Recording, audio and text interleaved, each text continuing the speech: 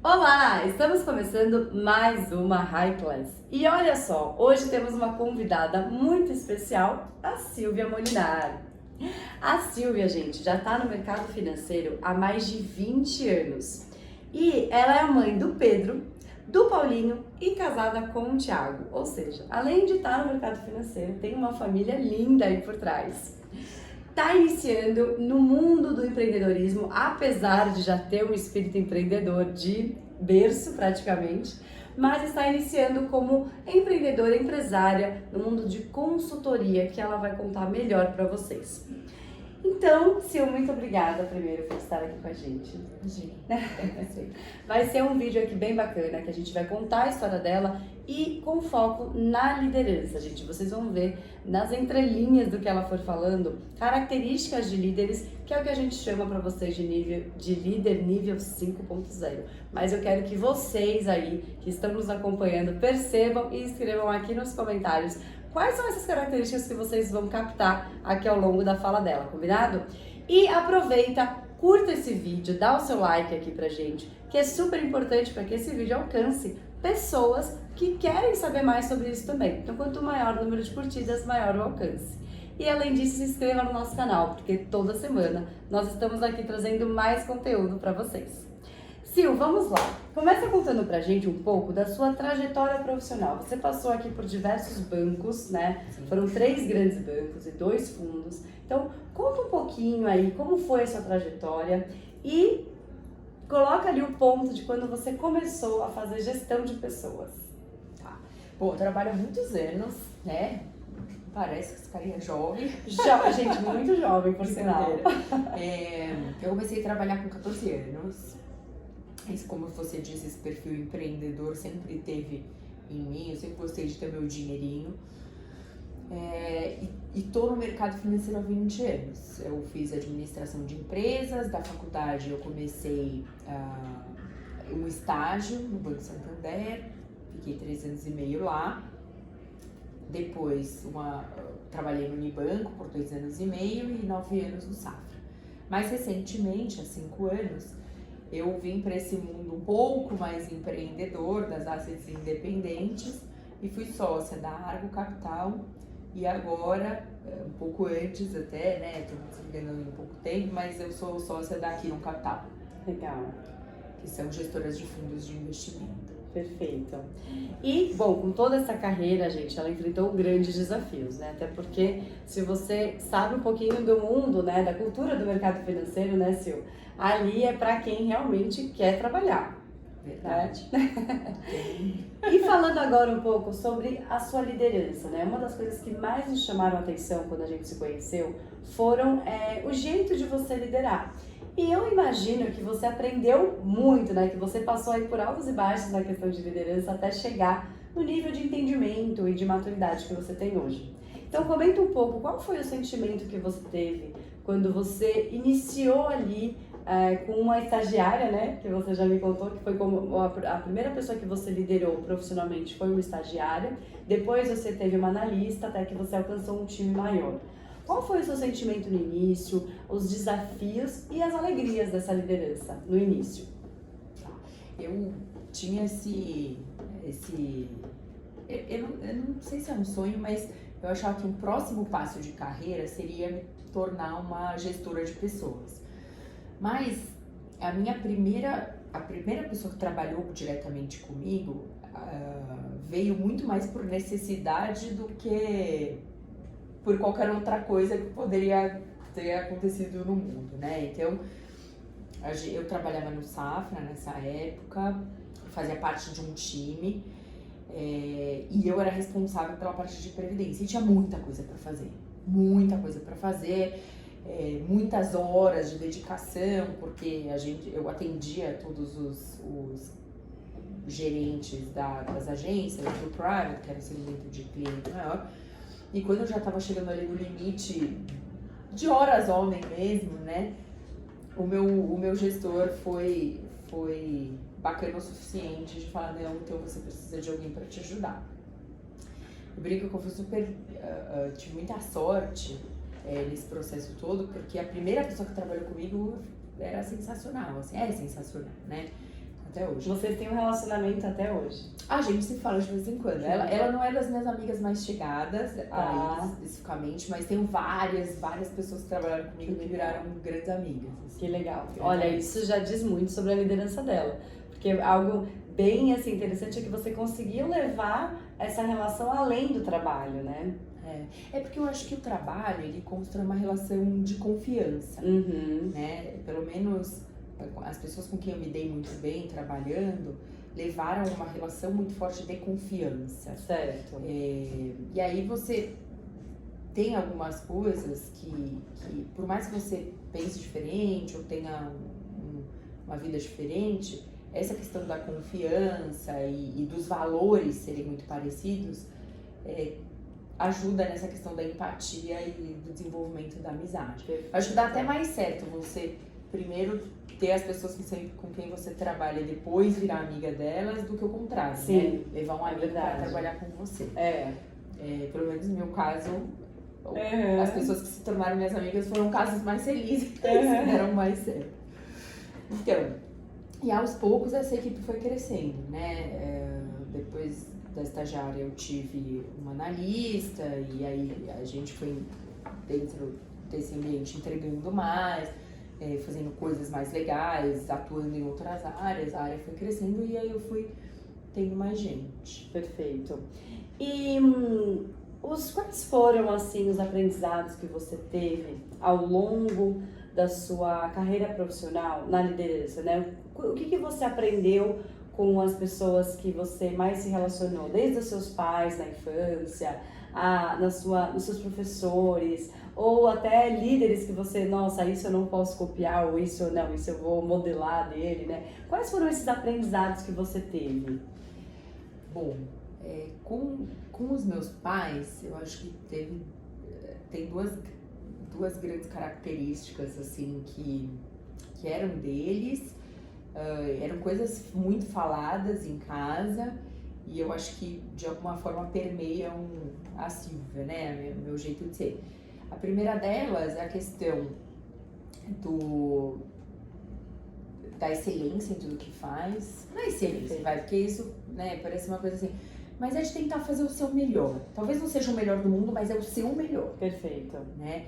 Então, desde tentar ser uma boa aluna, desde fazer uma tarefa caprichada, mas sempre tentar fazer o melhor que você pode dentro daquilo que você pode entregar. Dentro das circunstâncias e com os recursos que você tem. Né? Exatamente. Porque às vezes eu percebo isso, as pessoas elas se limitam pelo fato de não terem alguns recursos. Sim. Mas eu não vou fazer isso porque me falta um software, me falta pessoas, olha muito porque falta. E não aproveita às vezes oportunidades ou tentar novas formas de fazer com aquilo que se tem. Sim, com certeza. Né? Eu brinco que, por exemplo, eu vou te dar um exemplo idiota, assim, mas que tangibiliza um pouco isso. Minha mãe sempre foi muito caprichosa. Então eu chegava na época do começo de aula, eu adorava caderno, papelaria. Às vezes o caderno mais bonito não era o que dava pra comprar, mas o que minha mãe fazia? Ela comprava o caderno que não era tão bonito, tirava a capa e pegava um papel presente bonito, que tinha uma Hello Kitty, alguma coisa que eu gostava, embrulhava, encapava e depois passava todo o aspiral de novo, que sabe? Legal. Então, isso eu acho que permeou bastante. Meu pai era um cara muito preocupado com essa questão do estudo formal, então ele achava que tinha que estudar numa boa escola, que tinha que fazer uma boa faculdade, e aí isso ficou um pouco na minha cabeça. Mas eu acho que o trabalho duro que eu aprendi com a minha mãe, né, de não desistir, de continuar, de tentar um jeito alternativo e tal, junto com essa parte que ajuda, né, do formal, de sentar, estudar, que nem, tem inputs que a gente recebe dos outros, de que passou por isso, não sei o quê, que eu sempre valorizei muito meus professores, sempre quis ser meio professora também, eu acho que casaram bem. E eu acho que na vida profissional, uma das coisas que eu tive muito, que eu recebi muito, e eu tento minimamente fazer no meu trabalho, foi liberdade. Né? Eu tive gestores que me deram muita liberdade para fazer as coisas, me deram autonomia, me deram desafios, sabe? Eu brinco pista, vai lá e faz, tá aqui, ó. E aí, óbvio, se acerta sempre? Não, mas o bom gestor ele vai te corrigir, não, não, é por aqui, é por ali. Então eu acho que eu pude crescer muito com as pessoas, com todas as pessoas que eu trabalhei. Isso é muito legal, é nítido essa mentalidade que você tem de aproveitar para aprender, né? E tá atenta a isso. Então assim, não, peraí, se ele já me falou que não é assim, então eu já vou ajustar a rota e já vou fazer desse outro jeito. Acho que você nunca perdeu tempo insistindo no mesmo erro, né? Você já aprendeu rápido e já mudou o que tinha que mudar. O meu pai falava, olha, errar uma vez é humano, errar a segunda vez a mesma coisa é burrice. Então eu até brinco com o Fábio, né? Que é uma pessoa que trabalha hoje comigo, que você conhece. Eu falo, Fabião, a gente pode até errar, cara, mas vamos errar alguma coisa diferente. Não vamos deixar a peteca cair. No que já deu errado, a gente vai consertar e nunca mais vai fazer. Perfeito. E acho que agora você tocou num tema que era uma pergunta que eu queria te fazer, Sil.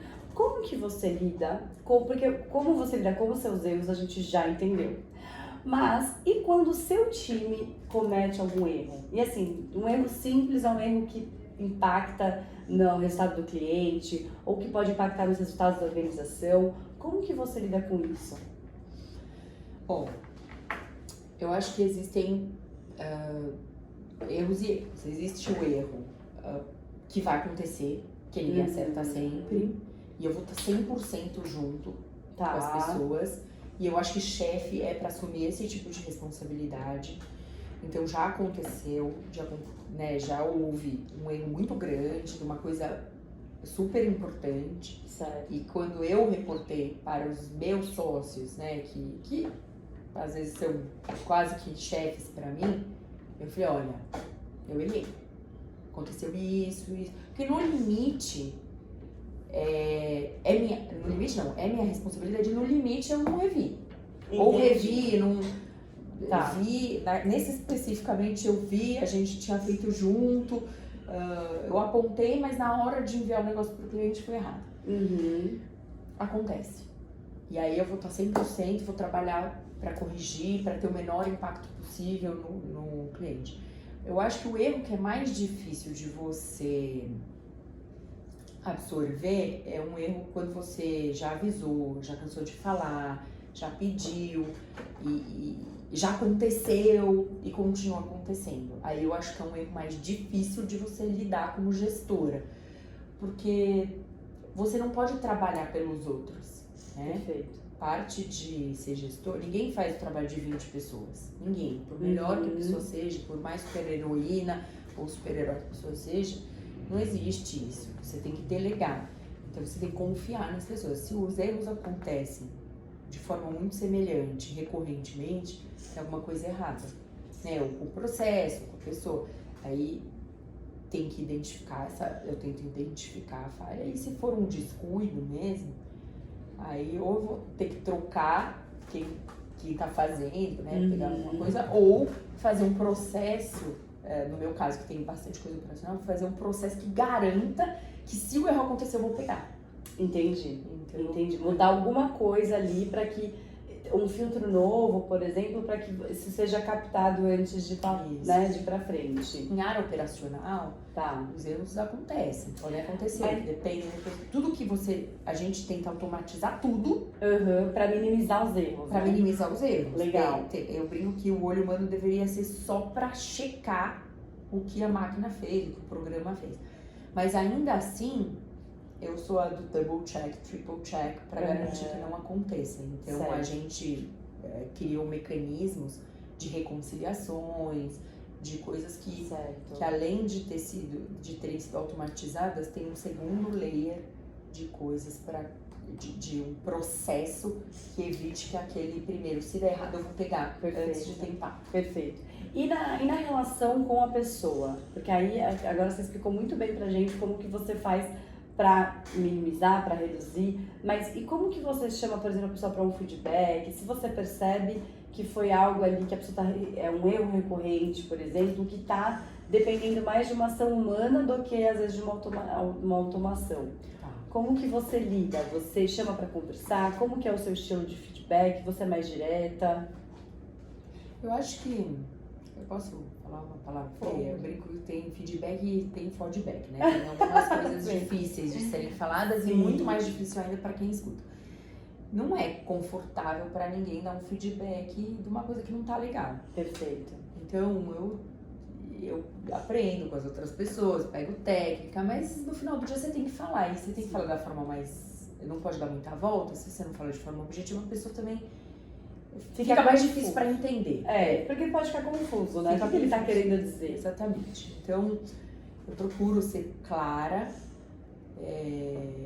até de, às vezes, falar, olha, aconteceu, não pode acontecer, e tentar, de alguma forma, garantir que não aconteça, e vou ficar de olho, provavelmente, né, até pra, vamos supor que seja alguma coisa de comportamento, comportamental, de como a pessoa reage e tal, eu vou tentar, olha, lembra como aconteceu, quando eu começo a perceber que a pessoa tá tendo a reação, eu dou aquela, né, olha, ou conversa um pouco antes, sabe, vamos conversar, não sei o quê, trago exemplos, olha como aquela pessoa assim, sabe? Então vamos supor, uma pessoa que não tem habilidade de comunicação tão desenvolvida e que quer se desenvolver nesse negócio. Tá. Então, eu vou no dia a dia e falo assim, vai lá, fala com esse sócio, então. Você vai, eu vou ficar meio daqui e se você precisar de ajuda, eu te socorro. Tá. Porque eu acho que, como a gente falou um pouquinho antes, ninguém tá pronto até estar pronto. Né? Perfeito. Ninguém tá pronto pro desafio antes do desafio acontecer. Ou completamente pronto. Pode estar preparado, tá mais pronto, só depois que a gente passa. Então eu acho que tem muita coisa que só a prática, a experiência, pode não ser maravilhosa, mas você tira algum aprendizado dali. E, assim, dou feedback e do que é ruim, eu acho que você, como a gente também já falou, você não muda uma pessoa, né? A pessoa tem que querer. Então, existem diversos níveis, eu acho, de aceitação de feedback. Tem os feedbacks mais difíceis são os que não são bons, mas ao mesmo tempo eu acho que são os mais construtivos. Se você tá realmente afim. E acho que se você tem essa mentalidade que você tem, né? De usar isso a favor para o seu próprio crescimento. Exato. Porque um dos princípios que a gente fala na nossa metodologia é isso, é o saber ouvir feedback. Às vezes dói, às vezes é difícil você ouvir certas coisas que você não estava preparado, às vezes. Enfim, mas pegar isso como um presente e olhar, se eu estou comunicando isso, ou se eu estou agindo assim, se eu estou me comportando dessa forma, é o momento de mudar. Pensando no resultado que você quer ter, né? Então, se você estava bem focada ali durante a sua carreira, quer dizer, está até hoje, né? No crescimento, nos ganhos, então eu acho que você teve muita sabedoria, né? Você usar isso a seu favor para aprender e impulsionar o seu crescimento. Bom, eu tenho alguns exemplos de coisas que me falaram e que, pra mim, fez muita diferença, sabe? E tem algumas coisas que são pontos cegos, às vezes, da gente. Que por isso pra gente é tão refratário, assim, você fala... Primeiro que você fala, não, acho que essa pessoa não me conhece, ou não sabe, porque nem você sabia, né, daquele ponto. Mas se você falar assim, não, calma, o que essa pessoa falou que eu acho que faz sentido ou não? Perfeito. E volta naquele negócio, e faz sentido ou não? Isso aqui faz sentido, eu acho que talvez ela tenha razão, vamos ver daqui pra frente? Aí você vai experimentar. Tem um exemplo. Um dos primeiros chefes que eu tive, um dia a gente estava almoçando com outras pessoas até, e ele falou assim pra mim, na conversa, Sil, eu me achava super inteligente, super, coisa de pai e mãe, não, você é inteligente, porque eu era boa aluna e tal. Esse cara falou assim, você não é brilhante. Aí eu, nossa, que tapa na cara, né? Como assim não é brilhante? Eu sou super inteligente, fiz uma faculdade boa, tudo, não sei o que, né? Só que ele falou assim, brilhante no que eu digo, assim, sabe, quase sobre tudo. Ele tava falando muito de superdotação, de gente muito fora da curva, assim. Que a gente sempre tem um amigo que a gente brinca que é o super trunfo, né? Sim. A gente tem um lá, passou em primeiro no concurso do Banco Central e é inteligentíssimo. Só que o que esse chefe complementou? Ele continuou conversando. Ele falou assim, mas eu conheço pouquíssimas. Eu acho que eu conheço uma pessoa que é brilhante e bem sucedida. Porque às vezes ser brilhante, ele tava falando mais da parte, acho que acadêmica e tal, sabe? Sim. se você tem muito foco numa coisa e não consegue ter outras habilidades, fica um pouco mais difícil, pelo menos na carreira do mundo corporativo e tal, de você ter, né, de você ser bem sucedido. Então, ele falou assim, você é uma pessoa inteligente, só que você tem muita força de trabalho. Você não larga as coisas na metade, né? Você entrega o que tá se propondo a fazer. E isso tem valor. E aí eu me apeguei muito a isso. Que legal. Então, hoje, eu não acho que eu sou mais inteligente que as pessoas, mais brilhante. Não, eu acho que ok, tô na média, tá tudo bem. Mas a força que eu tenho de trabalho, de execução, de entrega, de planejamento, de orientação, de organização, me ajudou muito. Sim. A vir até. Nossa, isso inclusive daria assunto para uma outra live, porque é a diferença entre ter talento e disciplina. Muitas vezes as pessoas têm talento, elas são boas no que elas fazem, mas não têm esse comportamento de fazer todos os dias o que precisa ser feito. E por isso, às vezes, o brilhante, aquela pessoa nata, que nasceu com aquele dom, não tem o mesmo resultado de quem, como você, fez ali diariamente, né? Usou a sua força de trabalho e com excelência, né? Pensando em fazer sempre o seu melhor, aproveitando os feedbacks. Bom, gente, vocês já viram, tem muitas dicas aqui para vocês pegarem, né? E usarem aí em prol também do seu próprio aprendizado. E eu já estou usando aqui pro meu também. E Sil, pra gente fechar, quais são os conselhos que você daria para Silvia lá do início, quando começou a fazer gestão de pessoas, quando começou a realmente ter pessoas, né, abaixo de você de forma hierárquica? E, enfim, conta um pouco pra gente quais seriam esses conselhos. Eu acho que o meu melhor conselho para mim mesma nesse sentido seria não querer mudar as pessoas, né? Uau. Eu acho que eu bati bastante a cabeça e eu acho que eu fiz a vida de algumas pessoas não tão feliz assim, porque eu queria mudá-las. Uhum. Então eu tinha um drive muito forte de trabalho, de carreira, de dedicação, e eu achava inconcebível as pessoas não estarem na mesma vibração que eu. Eu não conseguia me colocar no lugar dessa outra pessoa, entender que a realidade dela é diferente, que o que ela queria era diferente do que eu queria, etc. E até na vida pessoal, às vezes eu me pego ainda querendo mudar as pessoas, né? Eu trabalho muito comigo, Sil. Até a gente que quer mudar, que já é difícil, né? O inconsciente quer... Como é que você vai mudar alguém que nem quer mudar, ou que não sabe que quer mudar, ou que não acha que é um problema? O problema é pra você e não pra pessoa. Então hoje eu acho que é isso, era mais procurar a minha turma do que tentar ficar mudando a turma. Uau, sabe? incrível, incrível. Procura a sua turma e não tenta mudar a turma que você tá. Exato, né? Uau, incrível. E uma outra coisa que eu percebi também nos momentos antes, né, da gravação do vídeo, é a questão dos valores, né? Você percebeu que para você ter um time ali consistente, é importante que as pessoas tenham os mesmos valores, né? Ou valores parecidos, pelo menos. Eu acho que não importa se a pessoa até pensa diferente, porque os times diversos, eles são melhores, mas eu acho que os valores e o comprometimento tem que ser o mesmo, para não sobrecarregar ninguém do time.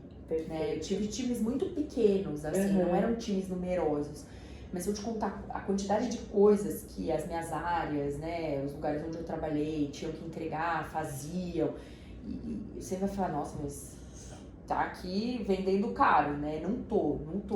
E aí a gente podia sentar com um monte de gestores meus e a gente às vezes senta pra relembrar e fala, viu, como que a gente dava conta de fazer tanta coisa. Que legal. Mas sempre teve que ser gente muito boa e muito comprometida para que não sobrecarregasse as outras pessoas do grupo. Entendi. Né? Não dava para ter peso morto, né? Entendi. A gente fala em microeconomia, tem uma expressão lá do peso morto, que é quando as curvas se cruzam e tem uma parte pouco eficiente ali, né? Perfeito. Literalmente, não dá. Quando você tem time pequeno e muita coisa para fazer, muita entrega e lida com muita grana, né? Qualquer erro pode ter prejuízo muito Sim, grande. o nível de responsabilidade é muito elevado. É muito elevado, você precisa ter gente muito comprometida e boa, assim, Uau. no game, né? Uau, que legal. Muito bom. Bom, e para finalizar, conta um pouco agora, né, dessa sua consultoria, como que funciona, né? Você vai ser aquele tipo de consultora que vai passar, ó, façam isso, ou você vai estar junto do cliente? Como que vai ser? Conta um pouquinho. Então, a consultoria surgiu de uma forma, até de uma proposta para me juntar a um time que eu achei que não fazia sentido. E aí o próprio cliente falou, o que você acha de dar uma consultoria? Mas a consultoria, a meu ver, né, do jeito que eu quero implementar, ela vai ser muito mais óbvio. Tem uma primeira parte de identificar, né, o que precisa, o que já tem, o que não tem, o que precisa ser feito, e a ideia é implementar o que eu falo que precisa ser feito. Tá. Eu gosto, na verdade eu gosto dessa parte de execução, de ver as coisas caminhando, fluindo. Eu acho que uma vez eu participei de uma conversa, um bate-papo de entrevista, e a pessoa me perguntou, você é dessas pessoas super estratégicas e tal. Eu falo, olha, eu acho que não tem como definir, no meu caso, tá? Da forma que foi a minha carreira e tal, eu não consigo definir estratégia se eu não estiver perto da operação, eu brinco, né, do chão de fábrica. Por quê? Porque é ali onde o coração bate, é ali onde as coisas acontecem. Uau, o mundo sim. só teórico, estratégia, não sei o que, não é um negócio pra mim. Eu vou fazer, eu vou te entregar, mas eu sou o tipo de pessoa que vai consertar a asa do avião que eu tenho que estar voando. Uau, que incrível. É meio Muito por aí. bom, muito Então, bom.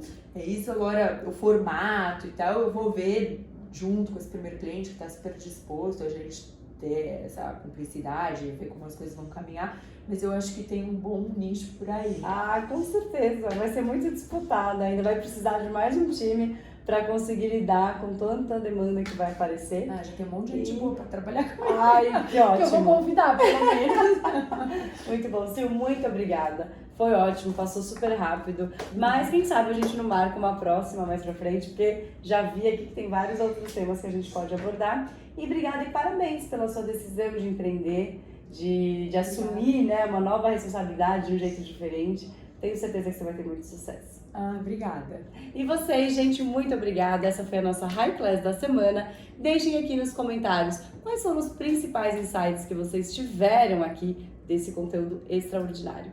Um beijo e até a próxima. Tchau, tchau! Simples assim.